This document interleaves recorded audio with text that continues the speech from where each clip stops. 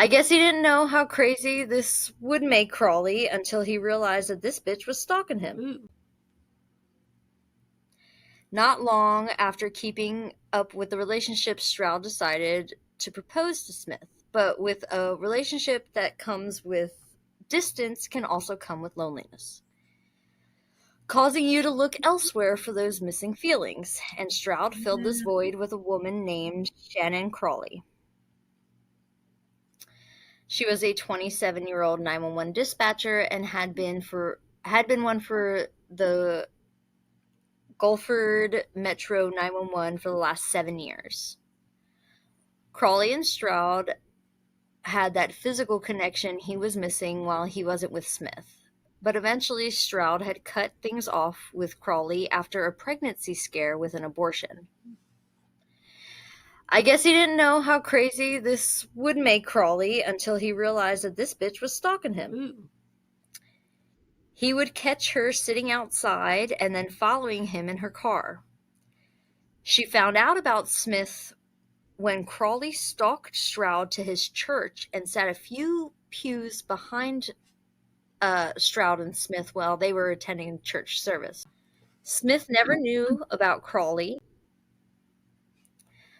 On the morning of January 4th, 2007, Crawley called in to work asking her supervisor if she could come in late with some excuse.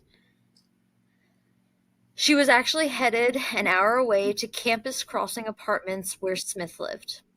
Crawley exited her vehicle and entered the indoor stairwell of the apartment building. She knew exactly where Smith lived and what time she would be leaving her house. We suspect that she was also stalking Smith as well as Stroud for her to know exactly what time that she would be leaving. Yeah. So Crawley placed herself up the second flight of stairs, so she is above and behind Smith when she exited her apartment.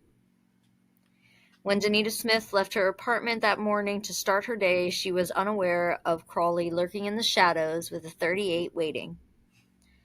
She did not hesitate.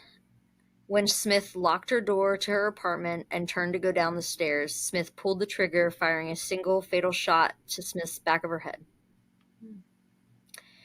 Smith fell down the stairs, landing at the bottom in a pool of her own blood, surrounded by her keys, purse, and shoes that came off on the fall down.